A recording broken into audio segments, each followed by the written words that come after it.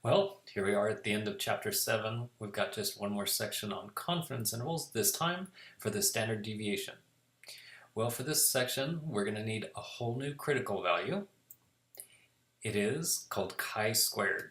So take a look at this word right here. It looks like chai or chi, but it's pronounced chi. It rhymes with thigh or my chi-squared. So chi-squared comes from this little formula right here. It's basically degrees of freedom. This is the sample standard deviation, and this would be the population standard deviation if we know it. If we don't know it, we're going to need to use a table to look up critical values for this down here. So that means we're using this distribution, which is different than before. Notice that it starts at 0 and then proceeds. So there are no negative values because it's squared. It's also not symmetric. So when we look up we're going to have to look up left-hand critical values and right-hand critical values. So it's not symmetric, nothing's negative. We get to use a new table today, exciting. And of course, degrees of freedom is very easy, n-1. So let's do an example just using table A4. So here's table A4. The right half of the table is used to find the right critical values. The left half is for the left critical values. So what I do is I split my table in half, just put a line down the middle, and then when it says use 90% level of confidence, you would look at this, and 90% goes with the 10% because they add up to 100. Likewise, 95% on the left corresponds to 5% on the right. So I just go ahead and put these lines up here to help myself out. You can do the same. So we've got degrees of freedom, 31. And since the level of confidence is 95, then we've got alpha at alpha at 0.05. So we then need to cut that in half, so it's 0.025.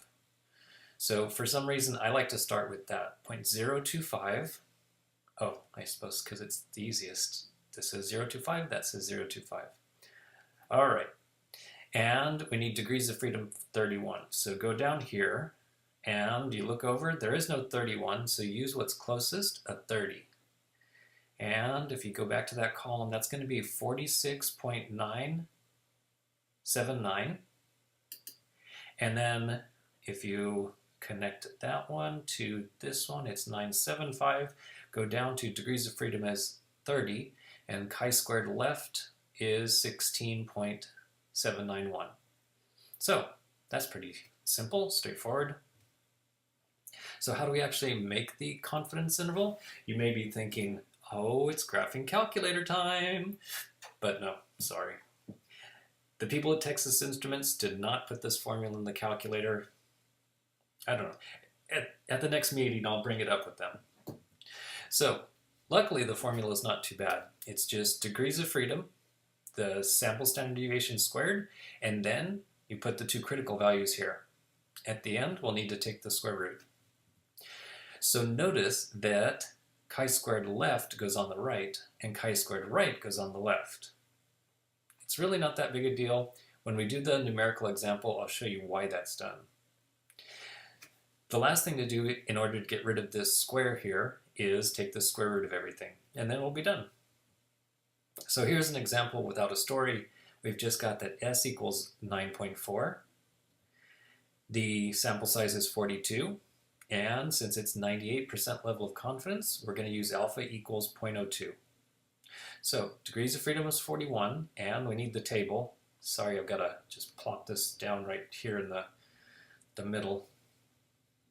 But let's find the critical values, and then I'll get rid of this chart. So alpha equals 0.02, so we need to cut that in half for each side. So that's going to be 0.01.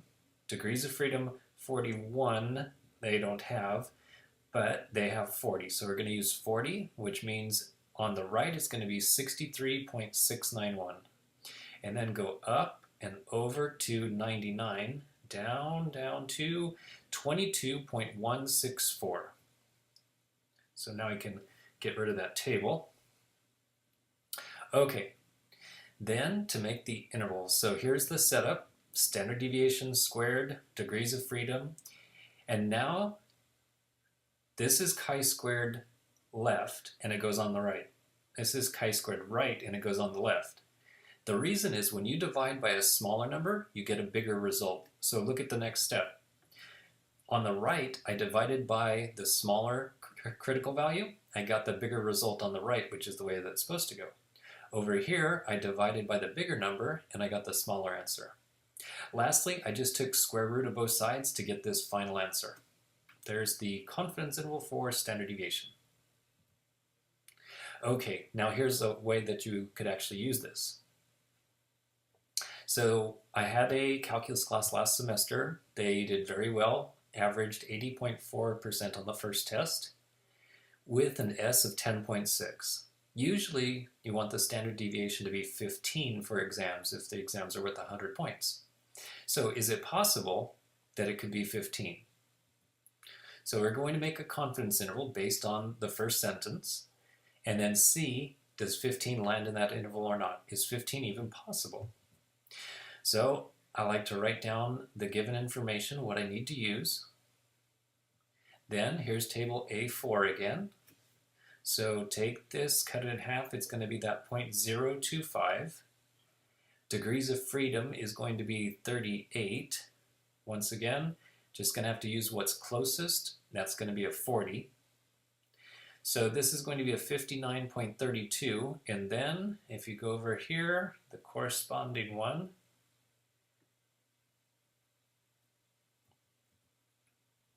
on the left is 24.433.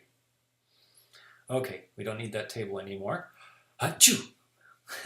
Just kidding. Excuse me, I sneezed. Next, set up the formula.